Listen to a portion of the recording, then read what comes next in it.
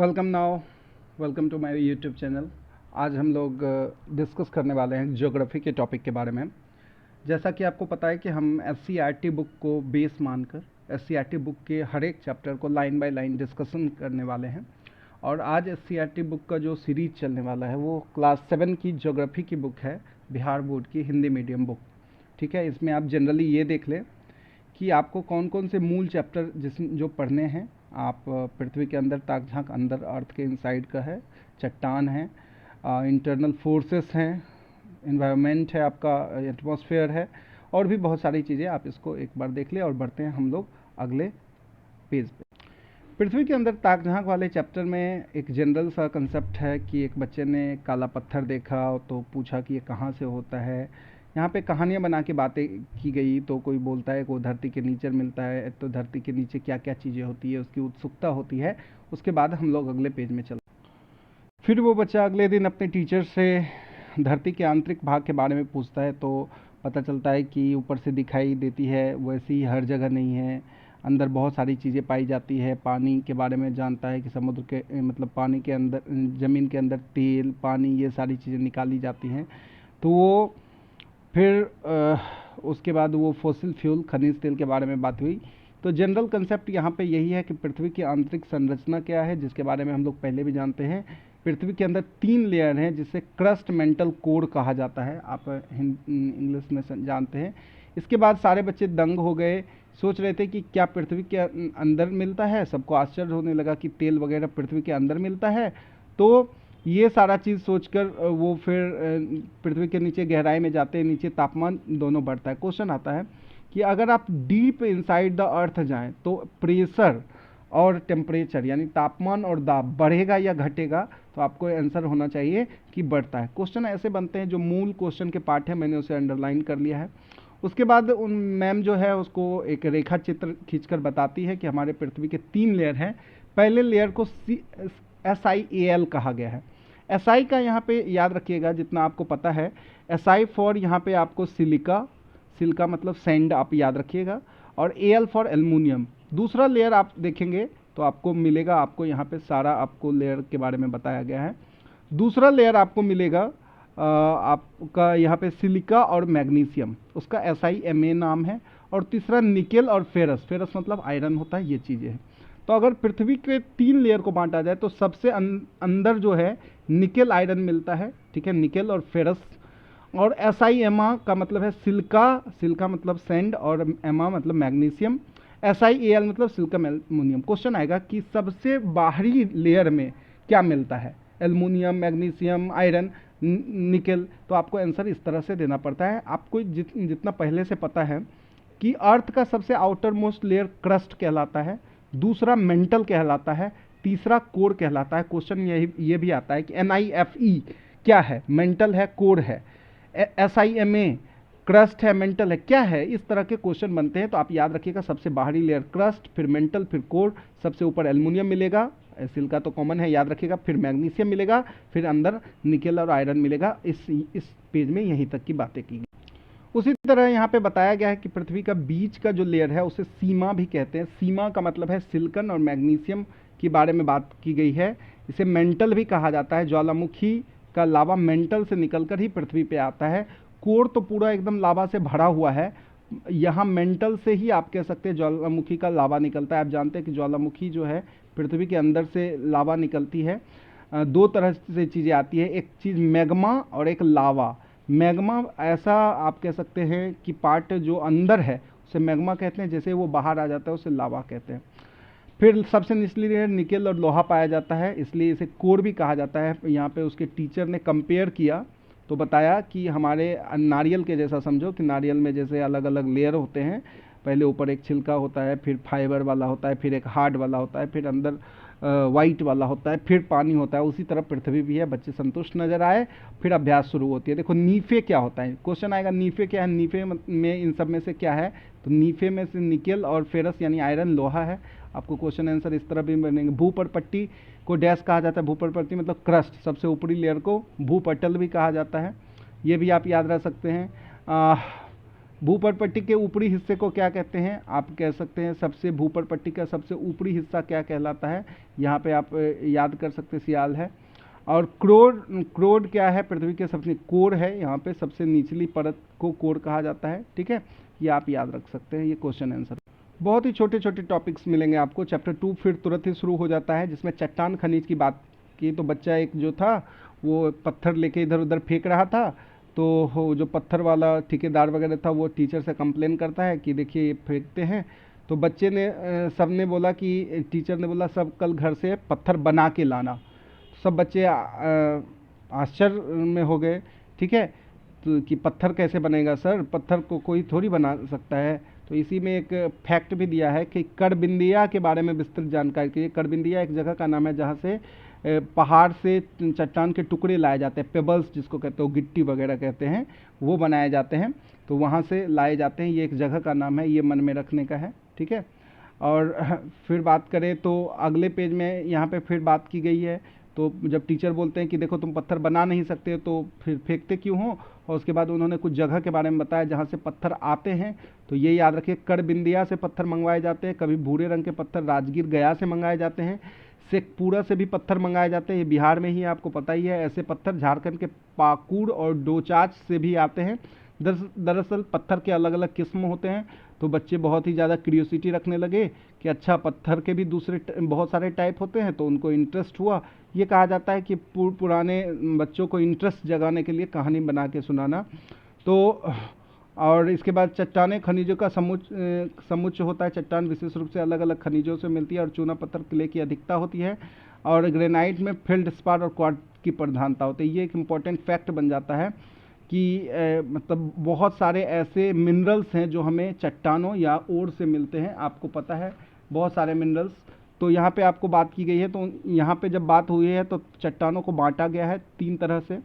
Hindi medium वाले जानते हैं, अग्नेय, अग्नि से याद रखिएगा, अग्नि मतलब आइगनस रॉक। ठीक है, अवसादी सेडिमेंट्री रॉक, और रूपांतरित, इन दोनों का यही दोनों जब बदल जाते हैं। रूपांतरित मतलब पहले वो कभी कुछ और रहते हैं, बाद में किस में और चेंज हो जाते हैं, अभी बात करेंगे। अग्नि का बात करें तो अग्नि ऐसा रॉक होता है जो जमीन के अंदर, आपको पता है कि पृथ्वी के अंदर के हिस्से में पूरा आपका मैग्मा भरा हुआ है, और ये जैसे जैसे ऊपर आता है, मान लीजिए कि वॉल्केनो बन के आया, तब भी तो बाहर आके वो सूख के पत्थर बन जाएगा। ठीक है, वो फ्रीज होके, आपको टेम्परेचर वहाँ कम है, या अंदर ही आप कह सकते हैं किसी लेयर में भी वो मतलब सूख जाता है। ठीक है, तो अग्नि मतलब जो कभी पिघला हुआ था और वो आज बन गया है एक पत्थर का, एक स्टोन का स्वरूप। तो ऐसे चट्टानों को अग्नि कहते हैं, जिसे आइगनस भी कहते हैं। यानी कभी वो एक लिक्विड, या आप कह सकते हैं कि पिघले हुए स्टेट में था हमारे पृथ्वी के अंदर, और बाहर आके वो आप कह सकते हैं टेम्परेचर गिरने से वो पत्थर बन गया, उसे अग्नि कहा जाता है। पिघला हुआ पदार्थ पृथ्वी के अंदर धरातल पर आने के क्रम में धरातल के निकट या धरातल के ऊपर जम जाता है। इन दोनों अवस्थाओं के फलस्वरूप जो ठोस पदार्थ से अग्नि कहते हैं, इसमें परत नहीं होती, इसमें कोई लेयर नहीं होता, एक पूरा का पूरा रवा पाया जाता है, मतलब टुकड़ा पाया जाता है।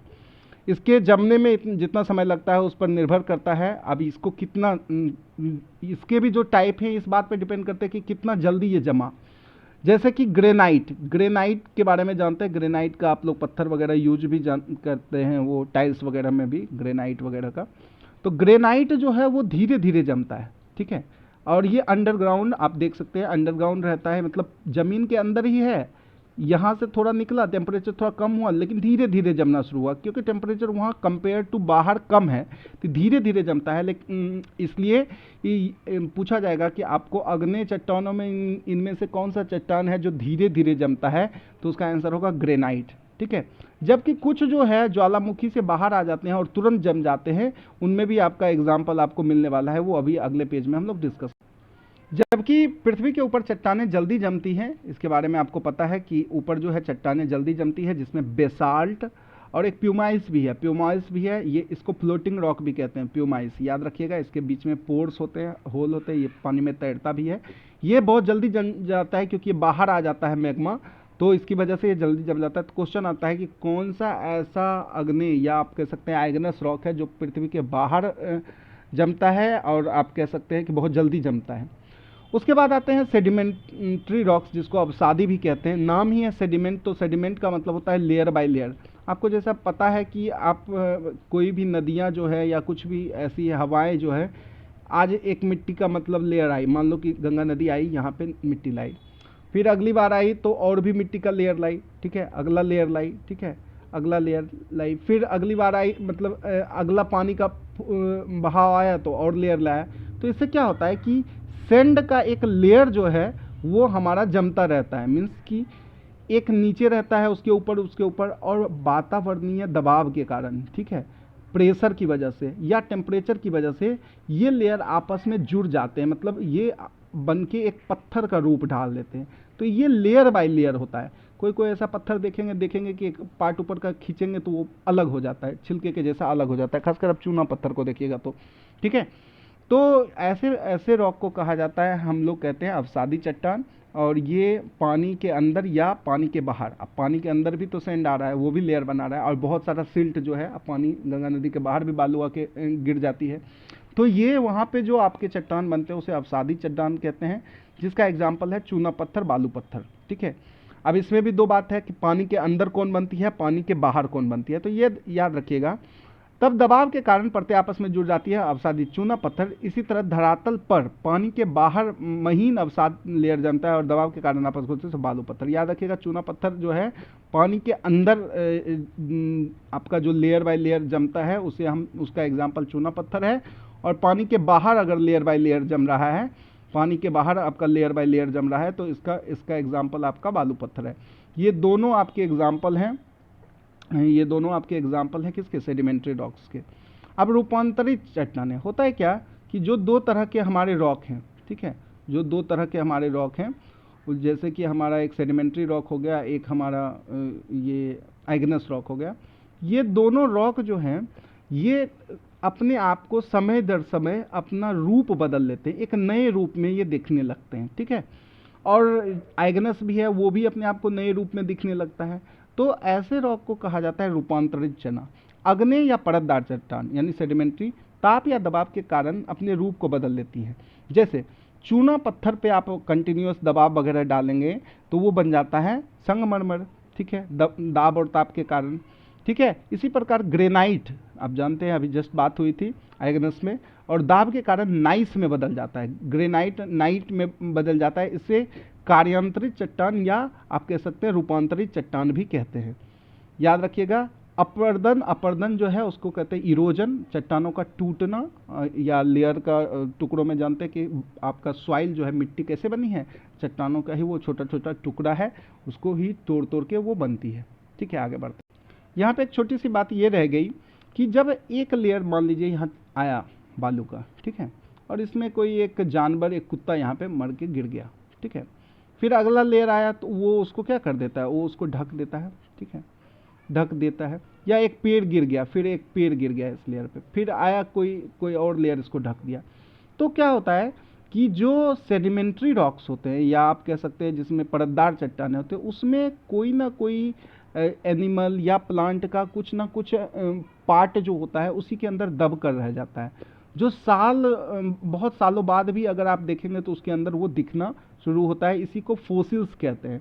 आपको पता है कि फोसिल्स या आप जीवाश्म से ही फोसिल फ्यूल बना है। आपको पता है कि ये जो तेल, कोल, पेट्रोलियम कैसे बने हैं, लाखों हजारों साल पहले पेड़ वगैरह इसी सेडिमेंट्री, आप कह सकते हैं उस समय तो सॉइल होगी, मिट्टी में दब जाते हैं, दबने की वजह से लाखों सालों तक उसमें हीट और प्रेशर की वजह से वो तेल या कोयले में बदल जाते हैं। कोयला भी एक तरह का सेडिमेंट्री रॉक है, आप याद रख सकते हैं, ठीक है। या आप किसी भी जानवर वगैरह का, डायनासोर का भी जीवाश्म वगैरह सुनते हैं तो ये यही है, ये खासकर आपको सेडिमेंट्री रॉक में ही मिलता है, क्योंकि ये होने में, उस मिट्टी को पत्थर बनने में हजारों साल लगते हैं। ये एक छोटा 10 दिन 15 दिन का प्रोसेस नहीं है, एक लंबा प्रोसेस होता है। चलिए अगले टॉपिक पे चलते हैं। फिर यहाँ पे मंजू बोली कि पटना म्यूजियम में जीवाश्म देखा है जो पेड़ की शक्ल के हैं, ये बात सही है। फिर उन्होंने, टीचर ने बात का समर्थन पूछा कि ताजमहल संगमरमर से बनाया है, बताओ ये कैसी चट्टान है, कौन तरह का रॉक है। आप कह सकते रूपांतरित है या आग्नेय है या अवसादी है। तो रूपांतरित है, आपको पता है कि संगमरमर कभी ना कभी लाइमस्टोन होगा, लाइमस्टोन यानी चूना पत्थर, और वो बाद में ही संगमरमर में बदल गया है। ये आप याद रख सकते हैं कि पूछा जाएगा कि संगमरमर का पेरेंट रॉक कौन है, मतलब किससे संगमरमर बना है, तो आप इसे याद रख सकते हैं।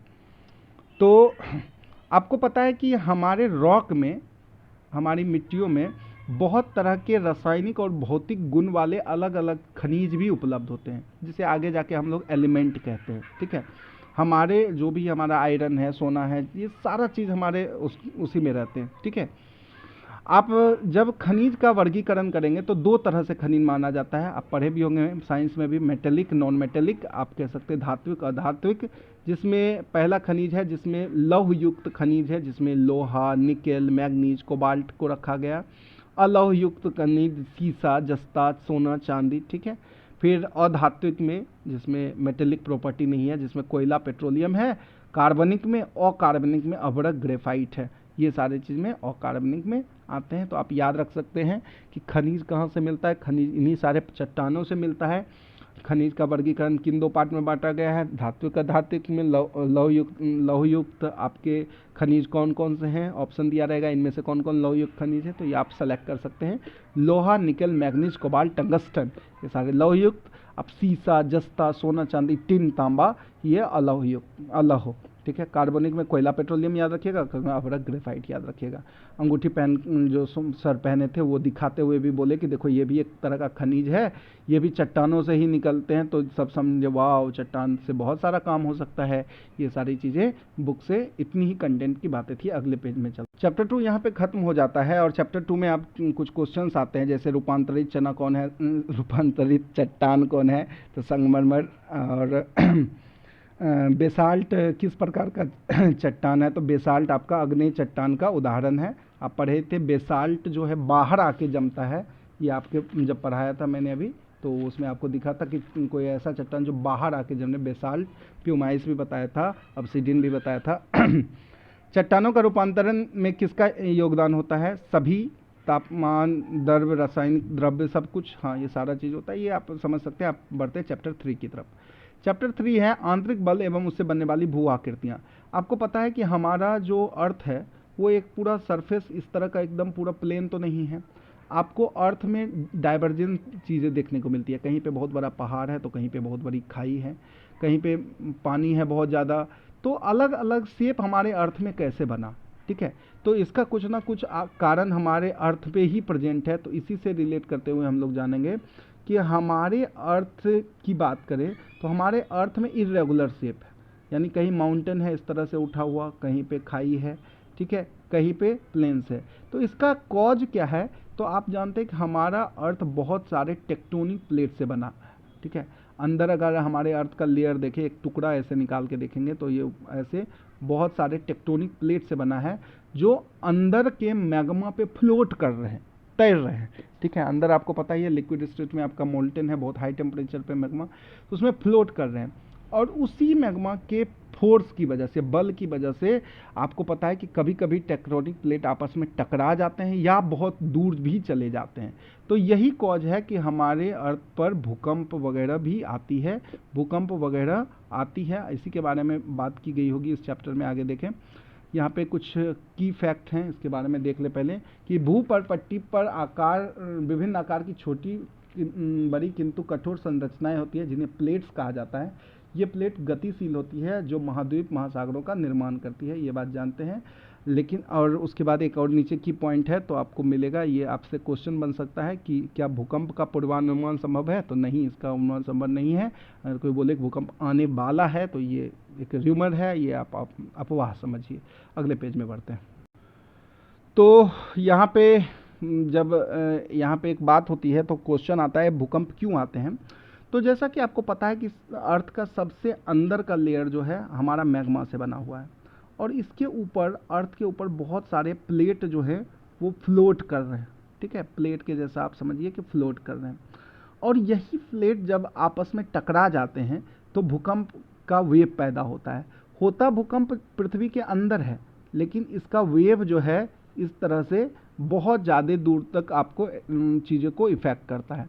तो इसमें भी कुछ बातें आपको आती हैं कि कहा जाता है कि उस गति के कारण प्लेट एक दूसरे के पास आती है, कुछ दूर जाती है, कुछ ऐसा ही होते रहता है, आपस में टकराहट होती है, कंपन शुरू होती है, इसे भूकंप कहते हैं। इसके प्रभाव से कभी भूभाग धस जाते हैं और कभी उभर भी जाते हैं। कभी कभी ज़मीन धंस भी जाता है, कभी कभी उभर भी जाता है। आपको एक पिक्चर दिया है। इसके अलावा आपको याद रखना है कुछ की पॉइंट्स, जिसमें 1934 में दरभंगा बिहार में भूकंप आया था। याद रखिएगा, उस समय सविनय अवज्ञा आंदोलन चल रहा था और गांधी जी ने इसी वजह से सेवा करने के लिए लोगों को छोड़ दिया था, वो आंदोलन बंद कर दिया था। 1993 में महाराष्ट्र के लातूर में भूकंप आया था। 2001 कच्छ गुजरात में भी भूकंप आया था। आपको 11 मार्च 2011 को जापान में एक बहुत बड़ा भूकंप आया था। ठीक है, आप देख सकते हैं कि जापान में बहुत बड़ा भूकंप आया था। और भूकंप को मेज़र, तीव्रता यानी कितना भूकंप है उसको मेज़र करने का जो इंस्ट्रूमेंट है उसको हम लोग कहते हैं सिस्मोग्राफ। आप इसको याद रख सकते हैं। चलिए बढ़ते हैं अगले पेज में।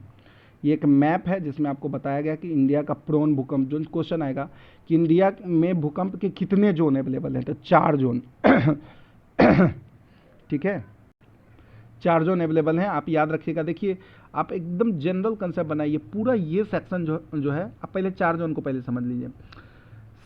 इसको भूकंप जोन 5 कहते हैं। देखिए, नीचे से ऊपर है 2, 3, 4, 5।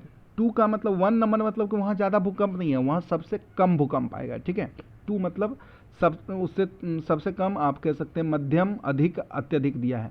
तो जो सबसे डार्क वाला रीजन है, यानी ये असम वाला रीजन आप देख सकते हैं, ये असम, मेघालय, ये सारा जो रीजन है, ये बहुत ज़्यादा भूकंप के जोन में आते हैं। इसको जोन 5 में रखा गया है। ठीक है, इसमें बहुत ज़्यादा आपका भूकंप आता है। ये पूरा रीजन जोन 5 में है।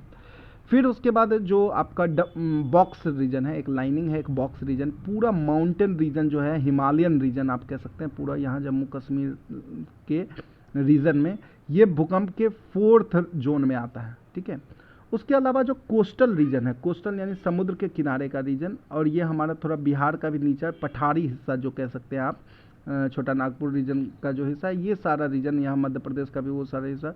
तो कहने का मतलब ये सारा रीजन आता है 3rd जोन में, और बाकी ये पूरा पार्ट मध्य प्रदेश का आपका हो गया। ठीक है, और यहाँ पे कर्नाटक वगैरह का भी कुछ पार्ट है, आपका तमिलनाडु का भी कुछ पार्ट है। ठीक है, ये पूरा जोन आपका आएगा जोन 2 में। यानी 1 जोन आपके इंडिया में नहीं है, यानी इंडिया का कोई भी ऐसा हिस्सा नहीं है जो एकदम पूरा कह सके कि एकदम भूकंप आ ही नहीं सकता यहाँ। ठीक है, यहाँ पे आपके 2 से शुरू होता है, यानी सबसे मिनिमम, और 5 तक का जोन होता है। 5 आपका पूरा ये रीजन कैरी करेगा। बाकी माउंटेन रीजन आप ऐसे याद रखिए, कोस्टल रीजन याद रखिए, बाकी प्लेन्स का रीजन आप जो जनरल प्लेन्स है, प्लेन्स हमारे जो बिहार वाले प्लेन्स है, वो भी जोन 3 में आता है। ठीक है, तो ये आप याद रख सकते हैं, आपको याद रखने के लिए है। अगले पेज में बढ़ते हैं। चलिए, मानते हैं कि हमारा अर्थ का ये आपका एक लेयर बना हुआ है। ठीक है, और भूकंप कैसे आती है इसके बारे में बात करें तो अर्थ का वो पार्ट जो एकदम जहाँ पे प्लेट टकरा गई, वो तो सबसे अंदर ही होगा, क्योंकि प्लेट तो मैग्मा के ऊपर ही यहाँ पे तैरती रहती है। ठीक है, यहाँ टकरा गई तो उसे ओरिजिन कहते हैं, वो जहाँ से शुरुआत होती है। ठीक है, ओरिजिन। अब यहाँ से जब भूकंप शुरू होगी, तो भूकंप जब शुरू होगी तो वो वेव के तरीके से जाती है। जैसे पानी में वेव आ जाता है ना, वैसे ही वेव के जैसे जाती है। तो वो वेव जितना जो पार्ट उसके क्लोज होगा, वहाँ पे भूकंप का ज़्यादा चीज़ देखने को मिलेगा, और जितना दूर जाएगा वो वेव का इफेक्ट आपको कम देखने को मिलेगा। और धरती के वो हिस्सा जिसके नीचे ये टकराव हुआ है, धरती का जो वह हिस्सा जिसके नीचे ये टकराव हुआ है, उस हिस्से को हम लोग कहते हैं, ऊपर के हिस्से को एपीसेंटर। यानी एपीसेंटर का मतलब हुआ, उसे हिंदी में आप अधिकेंद्र भी कह सकते हैं, जिसके चारों ओर अब वेव जाएगा। ठीक है, अब यहाँ पे भूकंप आया, इसके अंदर मान लीजिए इस हिस्से के अंदर भूकंप आया है ज़मीन के अंदर, तो यहाँ से वेव जाना शुरू होगा, और सबसे दूर में कम आपको भूकंप महसूस होगा, नज़दीक में ज़्यादा भूकंप होगा। तो क्वेश्चन आता है कि ओरिजिन भूपर्पट्टी के ऊपर का वह स्थान है जहाँ पे भूकंप आता है, या नीचे का स्थान। तो ओरिजिन जहाँ पे होगा, ओरिजिन उद्गम स्थल, उद्गम केंद्र जो होगा, वो नॉर्मल सी बात है अंदर ही होगा। और एपीसेंटर, एपीसेंटर मतलब ज़मीन के ऊपर का वो हिस्सा जहाँ से सेंटर है, उसके बाद से जहाँ भूकंप शुरू होती है। तो ये आपको दिया गया। आपको, आप जानते हैं कि अगर मान लेते हैं कि ज्वालामुखी की बात करें तो आपका बहुत सारा प्लेट है। ठीक है, कुछ प्लेट बहुत पतले भी हैं। ठीक है, और कुछ प्लेट बहुत मोटे भी हैं। तो जहाँ पे प्लेट हैं, मोटे हैं, और आप कह सकते हैं, और उनके बीच का गैप बड़ा है, ठीक है, या पतले भी है, पतला जहाँ है वो उस प्लेट को तो हिला ही देगा, वो तो वहाँ पे बहुत जल्दी आप कह सकते हो प्लेट को खिसका के वहाँ से मैग्मा बाहर आ जाएगा। और जो प्लेट मोटे हैं वहाँ ज्वालामुखी आने का चांस कम होता है, जो प्लेट पतले होते हैं वहाँ पे आने का ज़्यादा होता है। इसलिए ज़्यादातर ज्वालामुखी आपको समुद्री एरिया, समुद्र के कोस्टल रीजन में मिलेगा, क्योंकि नॉर्मल लैंड से समुद्र का लेवल बहुत नीचे होता है। अगर नॉर्मल लैंड का लेवल ये है तो समुद्र का लेवल ये, और लेवल कम है यानी वहाँ प्लेट पतली है, और उसी बीच से ज्वालामुखी बाहर निकल के आ जाती है और फिर ज्वालामुखी माउंटेन बना देती है। ठीक है, तो कहा जाता है कि खुली जगह में या में भूकंप आए तो क्या करना चाहिए, ये तो आप सबको पता है, मैं ना भी बताऊं तो भी काम चल जाएगा। ठीक है, इसके अलावा चाहें बिहार के भूकंप क्षेत्रों के बारे में थोड़ा सा बात कर लें तो भूकंप का क्षेत्र 3 बिहार में आता है, 3, 4, 5। आपका 2 यानी सबसे कम वाला बिहार में आता नहीं, लेकिन जब आप मैप देखिएगा तो 2 ही दिखा रहा था, लेकिन यहाँ पे 3 दिया है, 3 भूकंप के जोन आते हैं, थोड़ा सिलेक्टेड है। तो आप देखेंगे ज़्यादातर बक्सर, भोजपुर, रोहतास, कैमूर, ये सारा जो रीजन है, अरवल, गया, ये वेस्ट रीजन में जो है ये भूकंप जोन 3 में आता है, यानी यहाँ कम भूकंप आने के चांस है। 3 मतलब कम, ठीक है, कम भूकंप आएंगे। ठीक है, जबकि आपका ये बेगूसराय, गोपालगंज, सारण, आपका ये जो वैशाली वगैरह, पटना वगैरह जो है भूकंप जोन 4 में आता है, इसके कंपैरिजन इसमें ज़्यादा भूकंप आएगा। और सबसे ज़्यादा भूकंप का जोन बनता है आपका सीतामढ़ी, ये सारा रीजन आप देखिएगा हिमालयन माउंटेन से सटा हुआ रीजन है, तो यहाँ पे ज़्यादा भूकंप का रीजन बनता है। ठीक है, ये ज़्यादा भूकंप का प्रोन एरिया है, आप कह सकते हैं ज़्यादा भूकंप आती है। अब पृथ्वी के बल के बारे में बोले तो पृथ्वी के 2 बल होते हैं, एक आंतरिक और एक बाह्य बल होते हैं। ठीक है, आप जानते हैं आंतरिक बल क्या है, जो पृथ्वी अंदर से लगाती है, इंटरनल फोर्सेस, जो मैग्मा की वजह से लगता है पृथ्वी के अंदर, जो आप कह सकते हैं बहुत ही गर्म जो एरिया है उसकी वजह से। और बाह्य बल गुरुत्वाकर्षण आपको पता ही है, और भी कुछ कॉजेज है जैसे हीट, प्रेशर, हवा की वजह से प्रेशर लगना, गर्मी की वजह से प्रेशर। तो इंटरनल बल के कारण महाद्वीप बनते हैं। आपको क्वेश्चन भी आ सकता है, महाद्वीप मतलब आपका कॉन्टिनेंट जो सारा अलग हुआ है, एशिया, अफ्रीका, ये इसकी वजह से हुआ। पर्वत बनते हैं, माउंटेन का निर्माण होता है। ज्वालामुखी बनते हैं। ठीक है, आकस्मिक एकाएक सडन हो जाए भूकंप, भूस्खलन, ये सारा उसकी वजह से होता है। जबकि बाह्य के वजह से सॉइल इरोजन वगैरह थोड़ी सी हो गई, ऋतु वगैरह बदला, तो ये सारे बाह्य कारणों से होते हैं। यहाँ पे मैग्मा के बारे में दिया है कि पृथ्वी के अंदर ताप एवं दाब के कारण चट्टान पिघली अवस्था में होती है, जिसे मैग्मा कहते हैं। यह सदैव गतिशील होता है, पृथ्वी का परत कमजोर होती है तो धरातल के धुआं भाप के रूप में बाहर आ जाता है, जिसको हम ज्वालामुखी कहते हैं। इसके बारे में आगे। अब यहाँ पे सबसे एक इम्पॉर्टेंट टॉपिक है, क्वेश्चन आता है कि ये माउंटेन कैसे बनते हैं और टाइप्स ऑफ माउंटेन। अब जैसे माउंटेन के बारे में बात करें तो माउंटेन बने कैसे हैं, इसके बनने के 3 कारण हैं। एक्चुअली तीनों कारण हम लोग अभी पढ़ेंगे, 3-4 आप माउंटेन के टाइप्स भी पढ़ेंगे। तो पहली बात तो माउंटेन हम किसको कहेंगे, हर एक ऊंची चीज़ माउंटेन नहीं होती है। आप ऐसे याद रखिएगा कि कोई भी 900 मीटर से ऊपर का चीज़ होगा तभी हम उसको माउंटेन कहेंगे, उससे कम के चीज़ को हम माउंटेन नहीं कहेंगे, पहला कारण। दूसरा है, माउंटेन के लिए हम लोग ये भी कह सकते हैं कि माउंटेन बनने के कुछ कारण हैं। जैसे पहला माउंटेन जिसको वलित पर्वत कहा जाता है, जिसे हम लोग इंग्लिश में कहते हैं फोल्ड माउंटेन्स। फोल्ड माउंटेन्स कैसे बनते हैं, बहुत ही आसान है समझने के लिए कंसेप्ट। सोचिए कि आप एक बुक रख लें, ठीक है, एक आप बुक रख लीजिए इधर और एक और बुक रख लीजिए इधर, और बीच में एक टॉवेल रख लीजिए। एक टॉवेल रख लिया आपने, और दोनों तरफ से बुक को आप इधर दबाएंगे तो देखेंगे कि टॉवेल में आपको इस तरह का बन जाता है, ऊपर नीचे हो जाता है। ठीक है, फोल्ड माउंटेन में होता है क्या कि जब 2 प्लेट अंदर की तरफ बल लगाते हैं, फोर्स लगाते हैं, तो आप कह सकते हैं कुछ हिस्सा ऊपर चला जाता है, कुछ हिस्सा नीचे चला जाता है। ठीक है, तो ऐसे माउंटेन को कहा जाता है फोल्ड माउंटेन। दुनिया में जो भी बड़े बड़े पर्वत हैं इसी तरीके से बने हैं, फोल्ड माउंटेन, जैसे हिमालय, रॉकी, ये सारे पर्वत फोल्ड माउंटेन है। ठीक है, क्वेश्चन आता है कि ये निम्नलिखित में से कौन फोल्ड माउंटेन है, या आपको वलित पर्वत है। तो बस ये याद रखिएगा कि जैसे 2 बुक है, उसके बीच में टॉवेल रख दिए, और टॉवेल रख दिए तो टॉवेल क्या हो गया, फोल्ड हो गया। ठीक है, आप दबाए तो फोल्ड हो गया, यानी दबाए आप इनवर्ड, अंदर की तरफ दबाए तो फोल्ड हो गया, तो फोल्ड माउंटेन। दूसरा है फॉल्ट माउंटेन। जैसे कि आपने क्या किया कि आपने सेम चीज़ आप किए, आप एक इसी कंसेप्ट को लेके चलिए कि आपने 2 बुक रखा, उसके बीच में एक पेपर रख दिया। ठीक है, उसमें भी आप पेपर रख सकते थे, पेपर रख दिया। आपने दोनों प्लेट को यानी दोनों बुक को दूर ले जाने लगे, तो होता है क्या कि अगर पेपर इसमें चिपका हुआ है, इसमें चिपका हुआ है, तो हो सकता है, वैसे तो जनरली एक ही पार्ट में फटेगा, लेकिन कुछ ऐसा हिस्सा है 2-3 टुकड़ों में वो टूट गया, तो उसमें एक पार्ट जो होगी जो बड़ी सी खाई जैसी अंदर एकदम गहरा हो जाएगा, और एक पार्ट जो पहले से समतल था वही समतल का समतल रहेगा, एक पार्ट खाई फिर समतल का समतल रहेगा। तो जो इसमें ऊंचा वाला हिस्सा है वो इस रीजन के लिए क्या है, एक माउंटेन है। तो यहाँ पे इसे कहते हैं फॉल्ट माउंटेन। फॉल्ट मतलब दरार की वजह से, टूटने की वजह से बना माउंटेन, ठीक है। तो आप इसमें जो ऊपर का हिस्सा है उसे क्रेस्ट और नीचे का ट्रो है। ये बड़े क्लास की बातें, अगर इस क्लास में 7 की बात करें तो आप याद रखिएगा कि फोल्ड माउंटेन्स जो होते हैं कि आपके फोल्ड माउंटेन्स जो है आपके दूर जाने के, प्लेट्स के दूर जाने की वजह से बनते हैं। ये आप याद रखिएगा, कंसेप्ट के तरीके से आप यही याद रखिएगा। दूर जाने की वजह से कुछ हिस्सा नीचे चला जाता है, कुछ हिस्सा अपने ही समान सरफेस पे रह जाता है, तो उसे आपके फॉल्ट माउंटेन जिसे भ्रंशोत्थ आप पर्वत भी कहते हैं, जिसका एग्जाम्पल आपको याद रखना है यूरोप का ब्लैक फॉरेस्ट पर्वत और सतपुड़ा, भारत का सतपुड़ा पर्वत, ये एक फॉल्ट माउंटेन है। फिर तीसरा आता है संचयन, जिसको डायरेक्ट आप याद रखिए वॉल्केनिक माउंटेन जो ऐसा माउंटेन जो वॉल्केनो से बने। अब वॉल्केनो से माउंटेन कैसे बनेगा, एक नॉर्मल सी बात आप कंसेप्ट समझिए कि मान लीजिए कि ये पानी का सरफेस है, ठीक है, पानी है इसमें, ठीक है। अब इसके अंदर एकाएक वॉल्केनो आ गया। वॉल्केनो मतलब क्या आ गया, वो उसे क्या कहते हैं, वॉल्केनो आ गया, वॉल्केनो ज्वालामुखी आ गया। अब जैसे ही ज्वालामुखी का लावा बाहर निकलेगा, पानी से ठंडा होकर साइड में जमता जाएगा, साइड में जमता गया और बाहर जैसे ही वो आया, वो एक माउंटेन जैसा स्ट्रक्चर बन गया, जिसके अंदर एक पाइप है।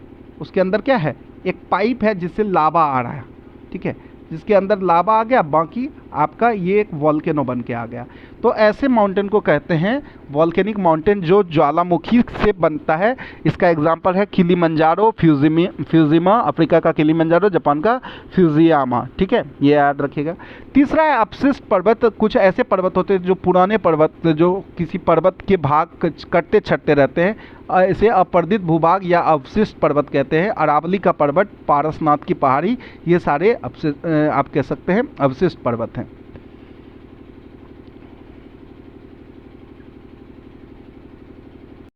अब आता है नेक्स्ट टॉपिक हमारा पठार। तो याद रखिएगा पर्वत और पठार में क्या डिफरेंस है कि 900 मीटर का रेंज जो पार नहीं कर पाया, अब जो सरफेस 900 मीटर का रेंज पार नहीं कर पाया उसे पठार कहते हैं। पठार आप जानते हैं कि अर्थ का सरफेस हर जगह सेम नहीं है, प्लेन्स रीजन भी है, पठार रीजन भी है, माउंटेन रीजन भी है। तो ये पठार जो है, जो आप 900 मीटर से आप कह सकते सही लेवल से 900 मीटर का जो आप कह सकते प्राय ढाल वाला ऊपरी सतह काफ़ी विस्तृत होता है, ऐसे रीजन को पठार कहते हैं। आप छोटा नागपुर पठार है और भी पठार के टाइप्स आपको दिए हुए हैं। आप यहाँ पे आप देख सकते हैं कि इससे बच्चे ने समझा कि पृथ्वी के आंतरिक बल के कारण बहुत सारे परिवर्तन होते हैं, पर्वत पठार मैदान का निर्माण होता है, ये सारी चीज़ें उनसे ही आती हैं। और इससे एक कंसेप्ट आपको एक और जो समझना है लास्ट में वो भी समझ जाइए कि अगर कोई माउंटेन है, ठीक है, और माउंटेन में धीरे धीरे आप ऊपर बढ़ रहे हैं, तो बताइए कि टेम्परेचर यानी कि तापमान, और दूसरा है कि वायुमंडलीय दाब जिसे एटमॉस्फेरिक प्रेशर कहते हैं, वो बढ़ेगा या घटेगा। दोनों केस में आपको दाब भी घटेगा और टेम्परेचर भी घटेगा। इसलिए जो भी माउंटेन देखते होंगे उसके ऊपर के रीजन में आप बर्फ़ देखते होंगे, जितना आप ऊंचा जाइएगा उतना आपको तापमान घटता हुआ मिलेगा। ये टॉपिक यहीं ख़त्म हो जाती है। 3 चैप्टर एक ही वीडियो में मैंने टैकल कर लिया है, आगे भी ऐसे ही 2-3 चैप्टर का वीडियो एक साथ बनाते रहेंगे। मिलेंगे अगले वीडियो में। थैंक यू, सब्सक्राइब कीजिए और मुझे सपोर्ट करते रहिए। Thank you.